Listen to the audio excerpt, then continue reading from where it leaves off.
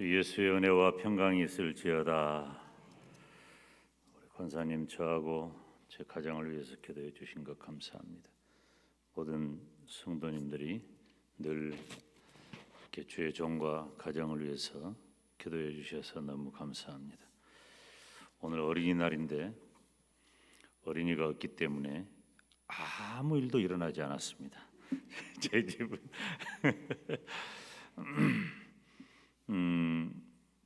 어린이날인 것도 사실 조금 망각했어요. 그래서 오후 늦게서 오늘 어린이날이구나. 그렇게 요즘은 뭐 특별한 일정이 없으면 이렇게 움직임이 그렇게 썩 많지 않으니까 무슨 특별한 날인지 아닌지 잘 모를 때가 많이 있습니다. 여러분 이럴 때 여러분 몸도 마음도 잘 다스리시고 특별히 영적인 부분에 있어서 늘 하나님과 가까이 하는 그런 저와 여러분이 되기를 주님의 이름으로 축원합니다. 오늘 가정의 축복 두 번째 시간인데요. 지난 주일 낮에 말씀을 드렸고 그런데 월요일, 화요일, 수요일 오늘 새벽까지 또 계속해서 이 가정에 대한 하나님이 세우신 가정의 비밀에 대한 그 아담의 족보를 통해서 우리가 말씀을 새벽에 살폈습니다. 오늘은 가정에 대한 이 바른 이해, 가정을 어떻게 이해할 것이냐. 이 아담은 하나님이 지으신 첫사람이죠. 이 첫사람이라는 게 굉장히 중요한 의미를 갖습니다. 그래서 아담이 우리 인류의 대표자다. 그렇게 이해할 수 있어야 되고요. 그 아담의 대표 원리를 이해하지 못하면 우리 인간의 타락사와 또 인간의 구속사에 대한 이해도 쉽지 않습니다. 그래서 여러 가지가 다 복합적으로 이해가 되어져야 하는데 하나님이 지으신 첫사람 아담, 그 아담은 하나님과 교제할 수 있는 영적인 존재로 지음을 받았습니다. 그래서 모든 피조물들 중에 유일하게 하나님께서는 아담과 교제하시고 아담은 하나님과 교제할 수 있는 영적인 존재가 된 것입니다.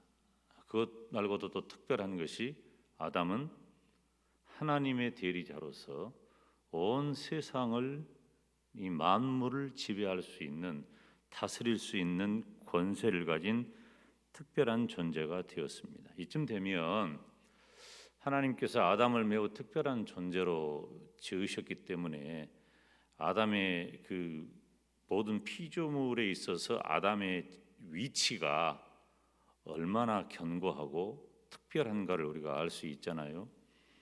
하나님께서 그런 아담을 위해서 몇 가지 계획을 세우셨는데 그 중에 눈에 띄는 것 한 가지가 있어요. 그게 무엇이냐면 아담에게 돕는 배필을 주어서 가정을 이루게 하신 거예요. 따라서 합시다. 돕는 배필, 가정. 굉장히 중요한 단어예요. 오늘 설교의 중요한 단어 두 가지가 바로 돕는 배필이라는 단어와 가정이라는 단어입니다. 가정은 이 사회학적으로도 우리 인간 사회의 가장 기본적인 단위예요. 사람이 태어나서 만나는 첫 사회적 관계가 바로 부모와 자식과의 관계, 가정 안에서 이루어지는 거죠.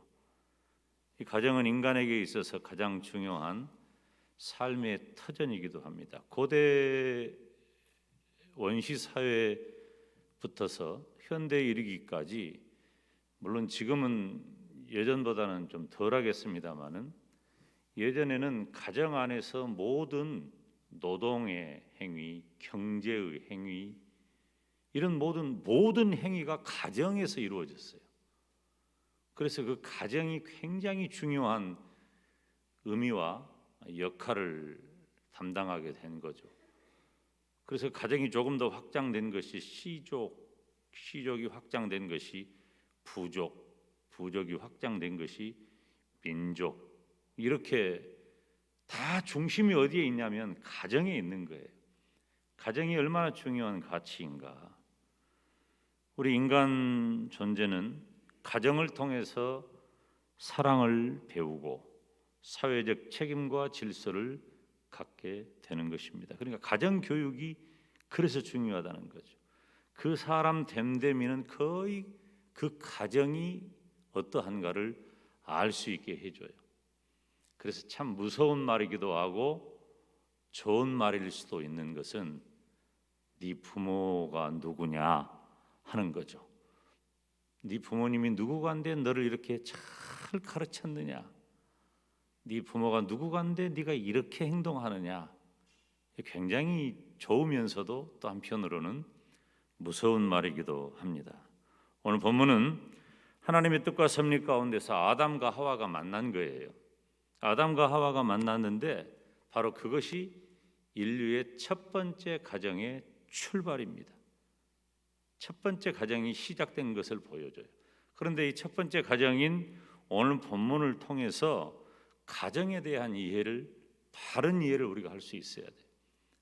요즘은 사실 가정에 대한 이런저런 생각들을 많이 안 하고 지나갑니다.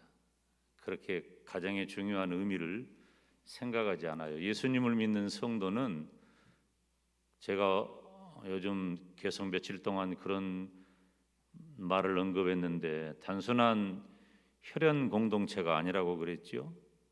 그냥 우리가 자식을 사랑하고 자녀손들에 대해서 그렇게 기도 많이 하고 애가 타는 것도 단순히 핏줄이 땡겨서가 아니라 예수님을 믿는 성도의 가정은 보다 특별한 의미를 갖고 있는 것이에요. 첫 번째로, 가정은 하나님의 선하신 은혜를 따라 만들어졌다. 하나님이 창조하신 거예요. 하나님께서 선하신 은혜를 따라 가정을 창조하셨습니다. 오늘 본문 18절 말씀을 보면 같이 읽어볼까요? 시작.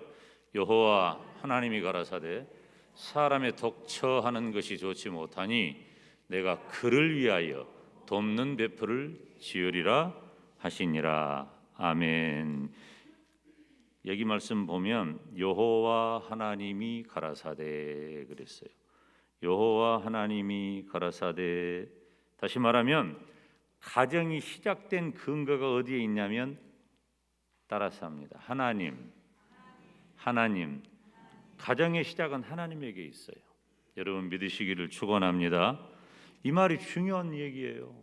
제가 창세기 1장 1절 믿지 못하면 성경 다 못 믿는다 그랬잖아요. 창세기 1장 1절을 믿으면 성경을 다 믿을 수 있어. 가정이 하나님께 시작해서 시작되었다. 가정의 시작이 하나님께 있다. 이 사실을 믿음의 사람이 견고하게 붙잡아야 된단 말이에요. 그래서 가정은 하나님의 선하신 뜻에 의하여 이루어진 것이다. 가정이 세워진 근본 이유를 우리가 함께 읽은 18절 말씀에 그렇게 기록하고 있잖아요. 사람의 독처하는 것이 좋지 못하니 내가 그를 위하여 돕는 배필을 지으리라. 아멘. 이 독처한단 말은 그 고독하다는 말에서 그 의미가 시작이 된 거예요. 고독하다. 그래서 독처라는 말은 혼자 있다. 혼자라는 말의 의미예요. 혼자 있다. 여러분, 우리 인간 존재는 자연 발생적으로 고독합니다. 아담이 혼자 지음받았기 때문에 아마 그런 연구 아니겠는가 싶기도 하고요. 그렇기 때문에 인간은 혼자서는 완전한 만족을 누리기가 어렵습니다. 그래서 전도서 4장 9절에 보니까 두 사람이 한 사람보다 더 낫다. 그래서 저희가 수고함으로 좋은 상을 얻을 것이다. 두 사람이 한 사람보다 더 낫다는 거예요. 하나님께서 세상을 다 만드셨다 그랬죠. 창세기 1장에 보면은 창세기 1장이 4절, 10절, 12절, 18절, 21절, 25절 다 하나님이 보시기에 좋았더라. 하나님 만드셔 놓고 첫째 날, 둘째 날 이렇게 지내면서 그렇게 말씀을 하셨는데, 창세기 1장 31절 보니까 보시기에 심히 좋았더라 그랬어요. 이거 언제 하신 말씀이죠? 하나님께서 사람을 지으시고 하신 말씀이에요. 하나님께서 사람을 지으시고 보시기에 심히 좋았더라 말씀하셨는데, 그런데 하나님께서 유일하게 좋지 못하게 여긴 게 있단 말이죠. 그것이 바로 독처하는, 고독하게 혼자 있는 아담의 상황을 보시고 하나님이 이것을 좋지 않게 여기신 거예요. 하나님께서는 아담이 홀로 고독하게 지내는 것을 좋지 않다고 말씀하셔요. 가정의 출발은 바로 하나님의 이런 판단에서 시작되었어요. 우리가 맹목적인 독신주의를 갖는 것은 하나님께서 보실 때에 좋은 일이 아닙니다. 홀로 지내는 것은 좋은 일이 아니에요. 인간은 자연적으로 홀로 지낼 수 없는 존재가 된 거예요. 홀로 지낸다는 것은 고독하다는 거예요. 그래서 하나님께서 행동하셨는데, 하나님 움직이신 거예요. 하나님이 행동하신 것은 아담을 잠들게 하시고 갈빗대를 취해서 여자를 만드셨습니다. 오늘 본문 21절 22절 말씀을 보면 우리 함께 읽습니다. 시작. 여호와 하나님이 아담을 깊이 잠들게 하시니 잠들매 그가 그 갈빗대 하나를 취하고 살로 대신 채우시고 여호와 하나님이 아담에게서 취하신 그 갈빗대로 여자를 만드시고 그를 아담에게로 이끌어 오시니. 아담을 잠들게 하시고 그랬어요. 아담을 잠들게 하셨는데 깊이 잠들게 하시니 그랬거든요. 여기 깊이 잠들었다는 것은 우리가 일반적으로 우리도 좀 잠을 잘 때 깊은 잠을 자는 것은 건강에 굉장히 유익하다고 그래요. 그래서 제가 가끔 우리 성도들을 위해서 기도할 때 밤에 잠도 잘 자게 하시고 아침에 맑은 정신으로 깨어나게 하시고 그렇게 기도를 할 때가 있어요. 저도 저를 위해서 기도할 때도 그렇게 해요. 잘 때 한번 자면 그냥 깊이 푹 자고 일어나면 이 머리도 이 탁하거나 무거운 게 없이 맑은 정신을 가질 수 있기 때문이죠. 그런데 여기 깊은 잠이라고 하는 것은 우리가 자연적으로 잠을 자는 그런 상태하고는 다른 거예요. 아예 하나님께서 초자연적으로 강권적으로 역사하신 잠을 말하는 거예요. 하나님께서 아예 아담에게 잠을 들게 해버린 거예요. 일반적인 잠이 아니에요.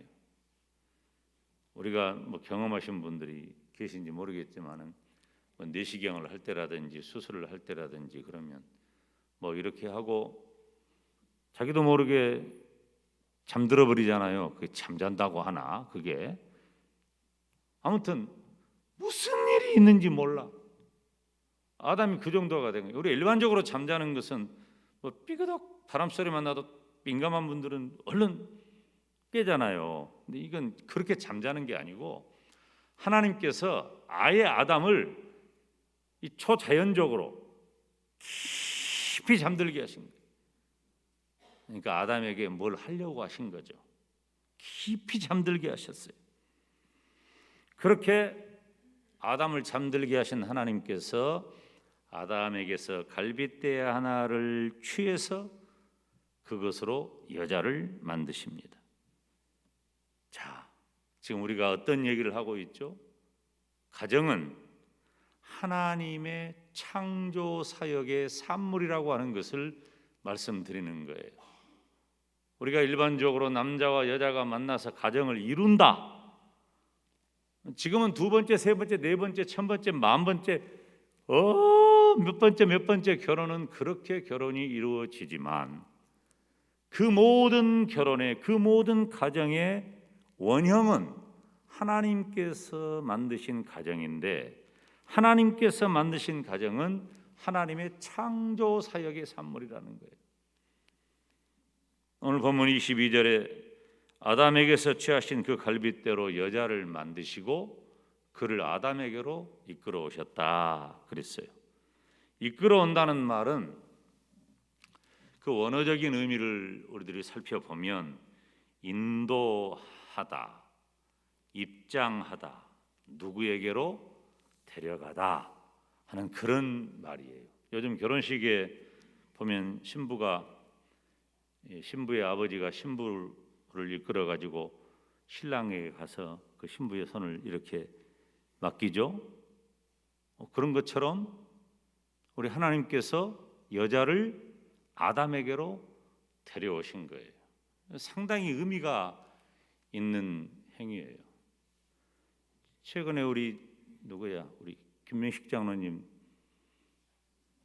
이렇게 술이 손잡고 들어갔잖아, 그죠? 내가 볼 때 딸보다 아버지가 더 떤 것 같아. 그때 이렇게 이게 쉬운 일이 아니에요. 딸의 손을 잡고 데리고 들어가 신랑에게 이렇게 데리고 간다는 의미가, 그 의미가 바로 여기 오늘 말씀이 기록한 대로 아담에게로 이끌어 오시니 라는 의미예요. 그러니까 보세요. 하나님께서 아담에게서 갈빗대를 취해 가지고 여자를 만들어서 이제 아담이 깼어. 깊이 하나님이 잠들게 하셨다가 아담이 깨어나니까 하나님께서 그 여자를 데리고 아담에게로 가신 거예요. 아담에게로 갔어. 지금 무슨 얘기예요? 이 결혼 제도는 하나님께서 만드셨단 말이에요. 결혼 제도는 하나님께서 만드시고 이끌어 가시는 거룩하고 아름다운 창조 질서라고 하는 것입니다. 이 결혼은 인간이 하고 말고를 결정할 일이 아니에요. 반드시 결혼을 해야 한다. 그렇게 하나님께서 좋지 않게 아담이 홀로 있는 것을 좋지 않게 보셨는데, 하나님께서 좋지 않은 상황을 여자를 만들어 가지고 아담에게로 이끌어 오시는 것으로 바꿔버리니까 아름답게 바뀐 거예요. 그것이 바로 가정입니다. 가정은 하나님의 창조 사역 가운데 가장 마지막에 이루어졌고 정말로 엄숙하고 고귀한 하나님의 작품이에요. 가정은 하나님의 창조 사역의 완결편이에요. 사람을 지으시고 만물을 다스리게 하시는 그 사명이 가정에 있는 거예요. 여러분, 세상에 영웅 호골이탄 남자 같아도 천만의 말씀이에요. 홀로 아무것도 할 수 없어요. 성도는 하나님께서 세우신 결혼과 가정의 가치를 귀하게 여겨야 할 줄로 믿습니다. 여러분, 지금 이 시대에 참 모범이 될 만한 그런 사람들이 다 하나씩 그 가정들이 해체되고 무너지는 그런, 요즘 예전에는 없는 단어가 막 생겨나가지고 결혼을 졸업했다고 하고, 이혼한 것이 아니라 졸업했다고 그러고 그걸 졸혼이라고 그런, 뭔 그런 말도 안 되는 단어가 있어요. 그 미국의 대표적인 부자들 몇 사람이 있는데 내가 특별하게 이제 업종은 말하지 않아요.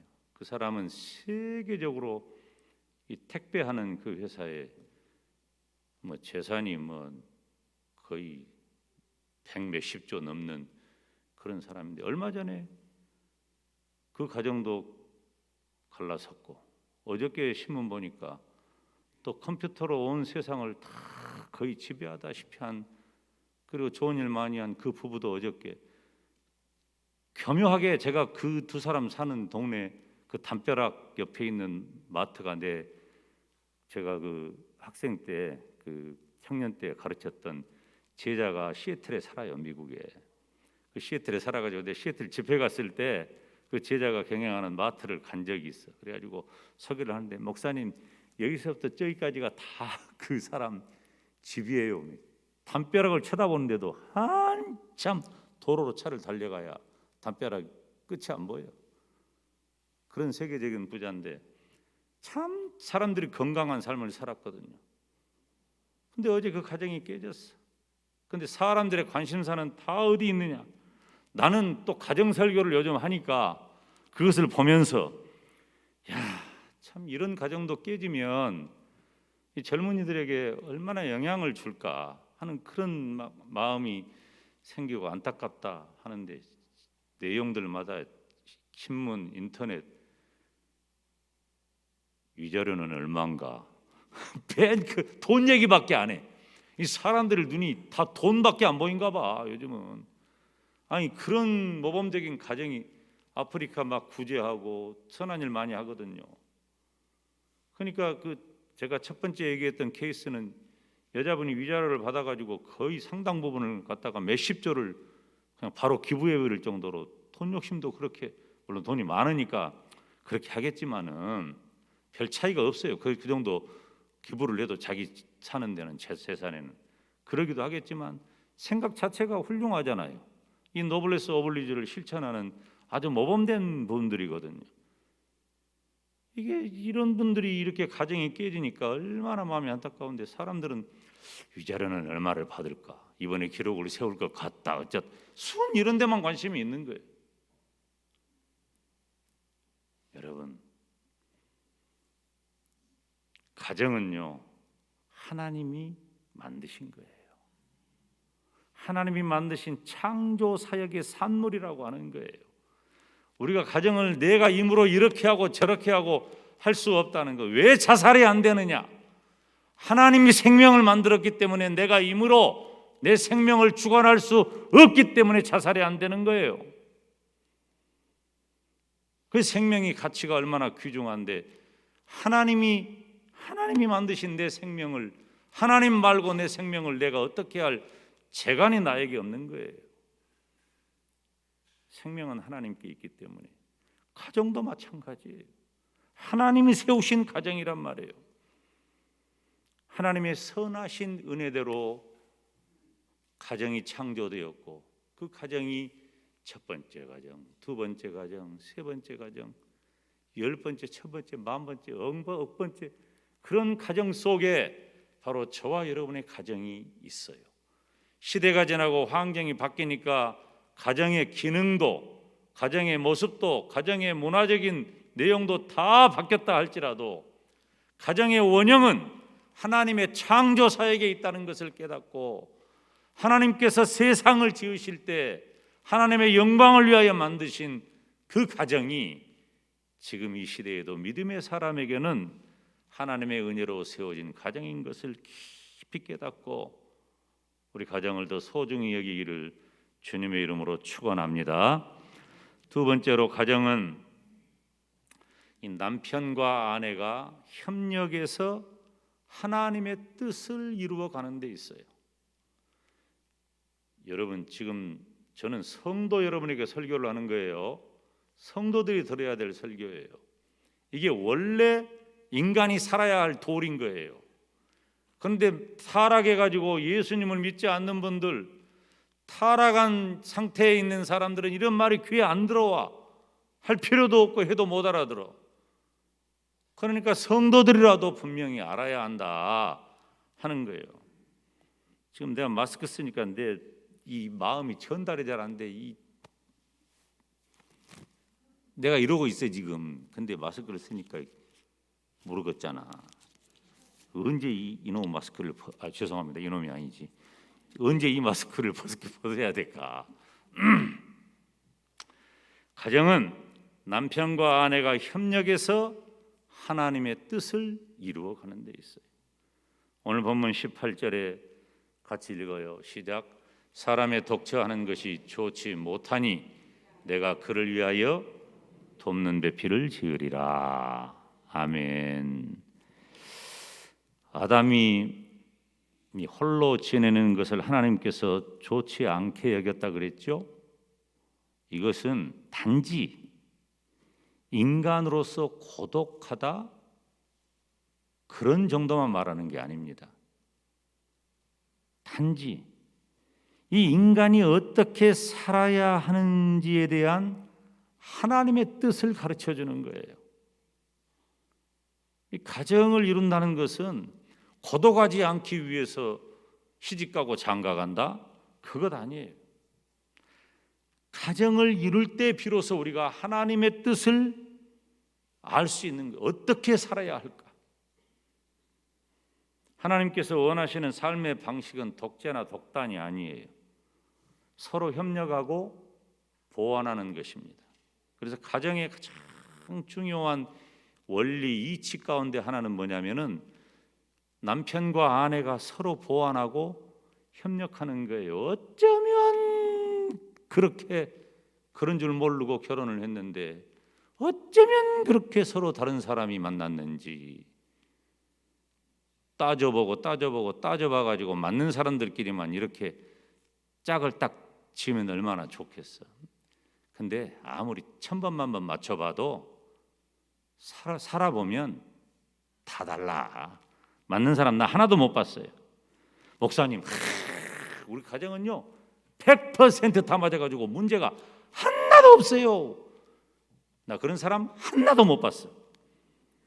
전부 다 달라. 서로 협력하고 보완하는 데 있는 거예요.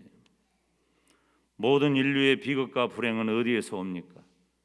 인간의 독재와 독단에서 오는 거예요. 가정의 불행도 마찬가지예요. 어느 한쪽에 독재와 독단이 있는 한 그 가정은 평화가 없습니다. 조화롭지 못해요. 건강하지 못해요. 하나님이 원하시는 가정의 모습이 아니에요. 이건 가정뿐만 아니라 우리의 가정도 직장도 사회도 나라도 다 불행하게 만들어. 독재와 독단을 자행하는 리더가 있는 그룹은 다 불행해요. 행복하지를 못해. 보완하고 조화롭게 되는 그 리더, 그 멤버들이 있는 그 공동체는 다 행복합니다. 불신앙이 무엇입니까? 불신앙은 하나님에 대하여 내가 독재와 독단을 하는 거예요. 쉽게 말하면은 하나님을 무시하고 나 스스로 인간 존재가 대단한 줄 알아 독단적인 그런 존재가 되어서 내 마음대로 살고자 하는 것이 그것이 바로 불신앙이란 말이에요. 그 욕망이라는 거예요. 하나님께서 가정을 세우신 것은 남자와 여자가 온전한 교제 속에서 서로 도와가면서 하나님의 뜻을 이루는 데 있는 것입니다. 그 가정이 확대된 것이 사회이고 서로 신뢰하고 서로 협력할 때 원만하고 조화롭게 되는 것이에요. 그런 모든 것들을 가정에서부터 시작이 된 거예요. 여러분, 하나님께서는 아담의 부족한 점을 보완하기 위해서 돕는 배필로 하와를 보내주셨어요. 오늘 본문 20절에 아담이 돕는 배필이 없으므로 그랬잖아요. 혼자 있으니까 돕는 배필이 없으므로, 돕는 배필이라는 말이 무슨 말이에요? 적당한, 적합한 조력자라는 말이에요. 그래서 아내는 남편과 서로 협력하고 자손의 번식과 하나님 나라의 확장을 위해 도와야 돼요. 그리고 아내는 남편의 조력자일 뿐만 아니라 남편과 평생을 동행하는 일생의 반려자가 되는 거예요. 그러니까 반려자가 반려자 노릇을 제대로 못하니까 반려견, 반려묘, 반려물고기, 반려식물, 반려란 말 붙이면 다 되대요. 요새 그냥 다 갖다 말해. 그냥 반려컵. 마음 붙일 것이 이렇게 없는 거야. 사람들이. 이거 참 이 시대의 역기능입니다. 인생의 반려자예요.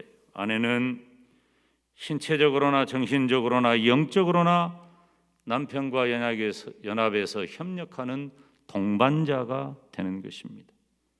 고린도전서 11장 11절 12절 말씀을 보면 그러나 주 안에는 남자 없이 여자만 있지 않고 여자 없이 남자만 있지 아니하니라. 여자가 남자에게서 난 것 같이 남자도 여자로 말미암아 났으니 모든 것이 하나님에게서 났느니라. 아멘. 여러분, 이 고린도전서 11장 11절 12절 말씀은 굉장히 깊은 말씀이에요. 굉장히 깊은. 남자 없이 여자만 있지 않고 또 여자 없이 남자만 있지 않고, 이게 창조 원리예요. 창조 원리예요. 그 모든 것을 다 하나님께로서 났느니라 하나님께서 하셨다는 말이에요. 우리가 오해하지 말아야 할 것은 배필이라는 말이 단순히 부족한 것을 보완해 준다는 그런 정도의 의미로만 끝내버리면 안 돼요. 보완이라고 하는 말로는 어떤 의미에서 배필에 대한 설명으로는 부족합니다. 배필이라고 하는 말에 가장 강력한 의미가 뭐냐면은 따라서 합니다. 구조자. 크게 해봐요. 구조자. 이 배필이라는 말이 갖는 원어적인 의미의 강력한 의미는 바로 구조자라고 하는 뜻이에요. 구조자. 하와는 아담이 어떤 존재라고? 고독하다고, 불완전하다고, 미완성이라고. 아담이 고독하고 불완전하고 미완성 상태에 있기 때문에 하와를 통해서 아담을 구조해 준다는 의미예요. 성도는 서로의 배우자, 즉 남편과 아내에게 서로 구조자 역할을 해줄 수 있어야 돼요. 여러분, 구조자라는 단어는 쉬운 단어가 아닙니다. 생명을 건지는 단어예요. 남자가 요즘 시대는 제가 지난 시간에도 언급했지만 시대가 바뀌어가지고 여성의 역할이 굉장히 강화되고 어떤 의미에서는 미래 사회에는 현대도 그렇지만 미래 사회에 있어서 그 영향력이라든가 능력 면에 있어서 어떤 의미에서는 남성보다 여성이 훨씬 더 나은 일들을 많이 할 기회를 얻게 될 거예요. 그렇다 할지라도 과거에 남성이 모든 면에 있어서 노동력과 경제력이 우위에 있다 할지라도 그러했고 현재 혹은 미래 사회에 그 반대 상황이 생긴다 할지라도 변함없이 그러한 것 하나는 뭐냐면 남자와 여자는 서로에게 구조자가 되어야 한다는 거예요. 남자는 여자 없이는 불완전하고 고독하고 미완성한 존재예요. 여자 또한 남자 없이는 고독하고 불완전하고 미완성의 존재란 말이에요. 속으로 목사님, 내가 목사님 설교하니까 듣고는 있지만 아이고 목사님 그런 말씀 하지 마시오. 나도 나 혼자 잘할 수 있어요. 이런 생각하지 말아요. 그건 믿음의 언어가 아니에요. 서로의 배우자에게 구조자 역할을 할 수 있어요. 이것이 바로 하나님께서 세우신 가정, 하나님께서 창조하신 그 가정, 그 가정에서 하나님의 뜻을 바르게 이해하는 것입니다. 그런데 다 어디서 그런 오해가 생기냐면 이해관계에서 생기는 거예요. 가정에서도 남편과 아내가 서로 이해관계가 되면 안 돼요. 왜 자식한테는 이해관계를 안 만들면서 남편하고 아내는 이해관계로 접근을 하냔 말이에요. 무엇이 손해고 무엇이 이익이고 누가 더 우월하고 누가 더 열등하고 이건 하나님께서 지으신 창조 원리에 전혀 근거가 없는 얘기예요. 하나님께서 지으신 창조의 원리는 남녀는 평등하다. 이건 다음 주에 내가 설교할 거예요. 남녀는 서로 평등해요. 그 인격과 가치에 의해서 평등하단 말이에요. 그런데 단지 서로의 역할이 달라. 역할에 있어서도 근본적인 역할은 뭐냐면은 아내는 남편의 구조자가 되고 남편은 아내의 구조자가 되는 거예요. 서로가 서로에게 구조자가 되는 것이. 사랑하는 여러분, 가정은 하나님의 창조 섭리와 오묘한 생명의 원리를 내포하고 있는 거룩한 공동체입니다. 하나님께서는 가정을 만드시고 또 그 가정을 이끄시는 분이셔요. 가정의 행복은 가정으로 끝나는 것이 아니라 자녀들에게까지 이어져요. 자녀들에게까지, 그리고 사회에까지, 국가에까지. 그래서 가정이 잘 되는 가정의 행복은 사회가 잘 되고 국가가 형통하는 가장 기본 단위가 바로 가정이라고 하는 것입니다. 그래서 정부의 주요한 정책, 복지 정책, 주요한 정책 모든 것들을 다 살펴보면 근본적으로 다 어디에 있어요? 가정을 어떻게 잘 유지할 수 있도록 해주느냐 하는 데 있는 거예요. 개인의 행복과 가정의 행복이라고 하는 가치가 바로 국가 정부가 추구해야 할 가장 핵심적인 과제라고 하는 거예요. 우리들도 소원을 이야기할 때 우리의 소원은 조국의 평화와 통일, 이런 것 가지고 애가 타지 않아요. 물론 중요한 문제지만 우리가 정말로 애가 타고 힘들고 눈물 펑펑 쏟고 그리고 간절히 기도하는 것은 다 어디에 있어요? 가정에 있잖아요.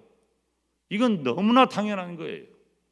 하나님이 지으신 가정이 그렇게 중요하다는 것입니다. 성도는 가정을 소중히 여기고 우리 가정이 하나님의 인도하심을 따라야 할 줄로 믿습니다. 그래서 가정을 통해 하나님의 창조 원리가, 하나님의 인도하심이 그대로 실현이 되고 우리 하나님의 뜻에 순종하는 복된 가정이 되시기를 주님의 이름으로 축원합니다. 기도하겠습니다. 하나님 아버지,